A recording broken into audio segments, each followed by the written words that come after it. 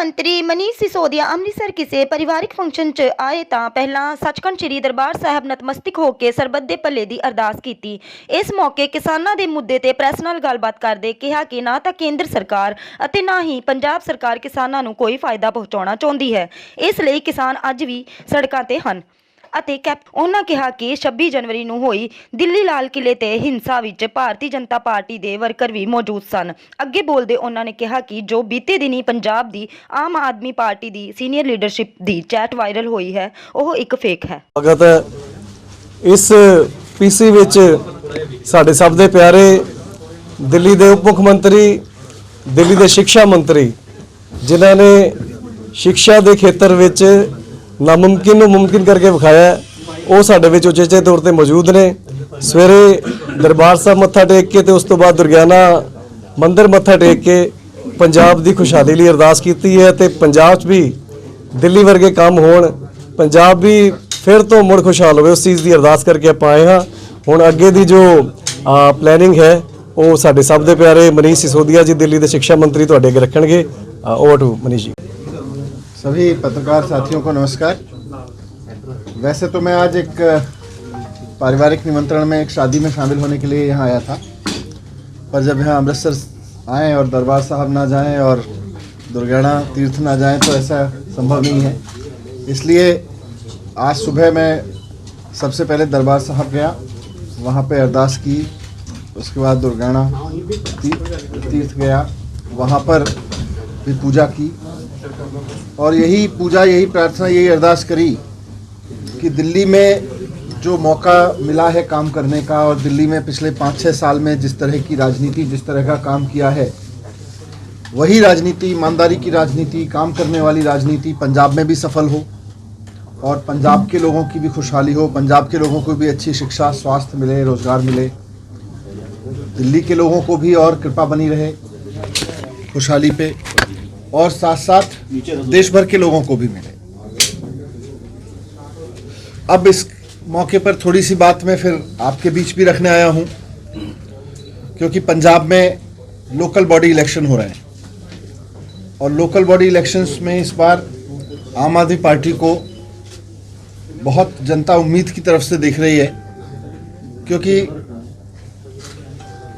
पिछले 5 साल उम्मीद की तरफ इसलिए देख रही है क्योंकि उसने अब दिल्ली में आम आदमी पार्टी का काम देखा है। आज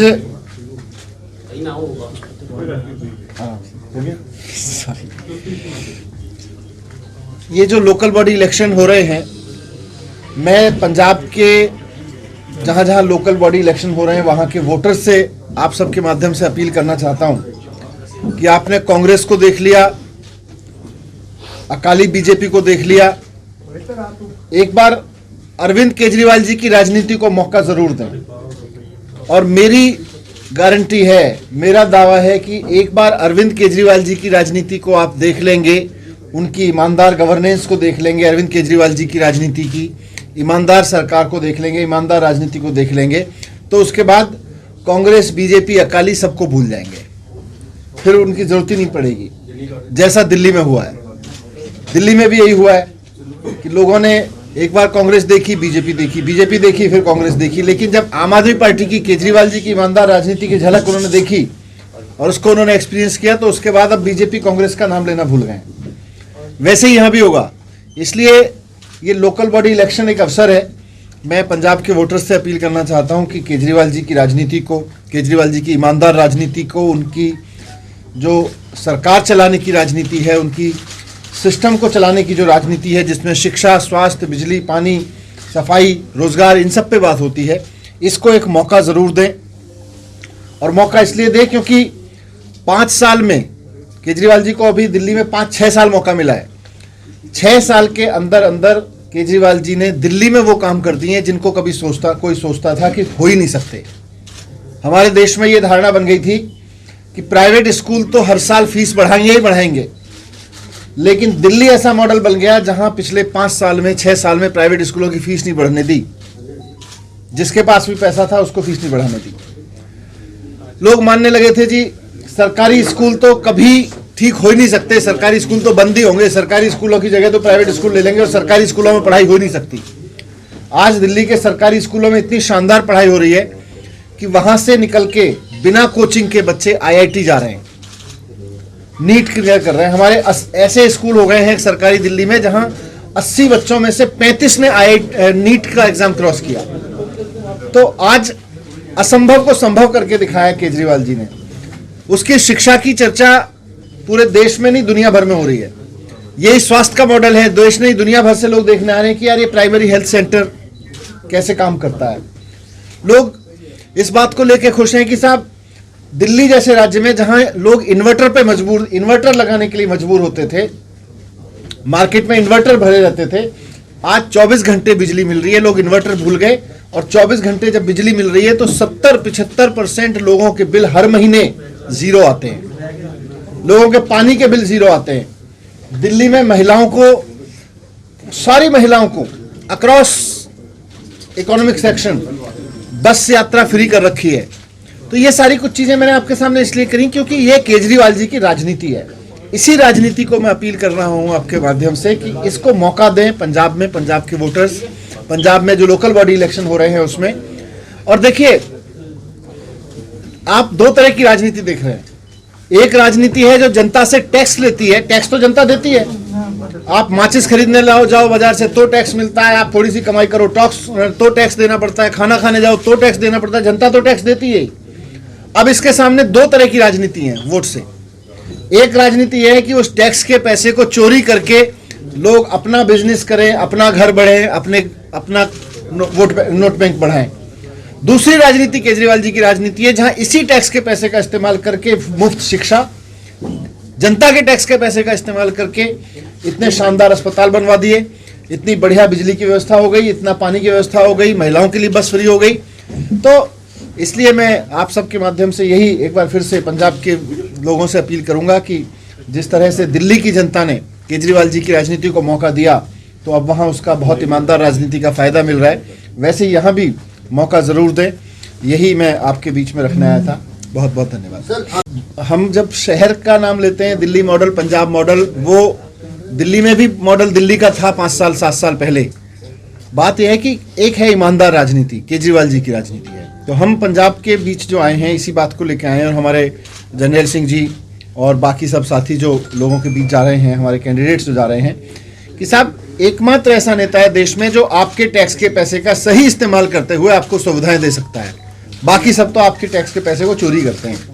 मेरा सवाल इसलिए था क्योंकि बाकी पार्टियां ये कहती हैं कि हम सत्ता में रहे या अब सत्ता में हैं और हम विकास करेंगे। तो मैं ये बोल रहा हूँ कि तो कर दिया होता भाई। सत्ता में तो 4 साल तो एक को हो गए, 15 साल एक को देख लिया जनता ने, तो कर दिया होता।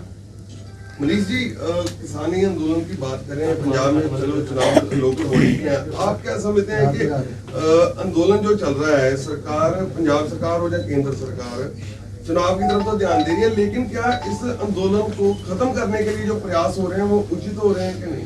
मुझे तो लग ही नहीं रहा जी पंजाब की तरफ से, पंजाब सरकार की तरफ से या केंद्र सरकार की तरफ से कोई सीरियस प्रयास हो भी रहा है।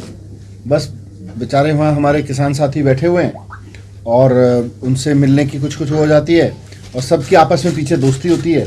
आपस में मिलते हैं तो कुछ किसानों पे बात ही नहीं करते, अपने मुद्दों पे बात करके बाहर निकल आते हैं।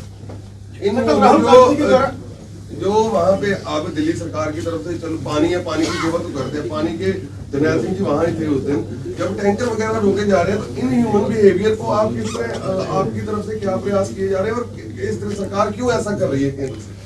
केंद्र सरकार की कुछ मजबूरी है, मुझे लगता है। हम सब जानते हैं, देखो सारे लोग जानते हैं कि ये जो बिल बनाए हैं ये किसानों के लिए तो बनाए नहीं, ये तो कॉर्पोरेट्स के फायदे के लिए बनाए, कुछ चंद कॉर्पोरेट्स के फायदे के लिए। तो अब उन कॉर्पोरेट्स को फायदा पहुंचाने के लिए केंद्र सरकार इतनी जिद पे क्यों अड़ी हुई है कि देश भर के किसानों की पीड़ा उसको दिखाई नहीं दे रही, उनकी आवाज़, उनका विरोध दिखाई नहीं दे रहा। उनको लग रहा है कि अब किसान सारे देश में खड़े हो गए कह रहे हैं जी हमको फायदा नहीं हो रहा, फिर भी कह रहे हैं नहीं आपको फायदा हो रहा है। तो क्या मजबूरी है वो हम सब समझते हैं। सर, पंजाब में कांग्रेस की ओर से बार बार कहा जाता है कि दिल्ली में ये कानून आपकी ओर से लागू कर दिए गए, इस पे स्थिति थोड़ी साफ। ये कैप्टन साहब पूरी तरह से अफवाह फैलाते हैं। हकीकत ये है कि कैप्टन साहब जो कर रहे हैं, कैप्टन साहब और मोदी जी की तो खूब दोस्ती है।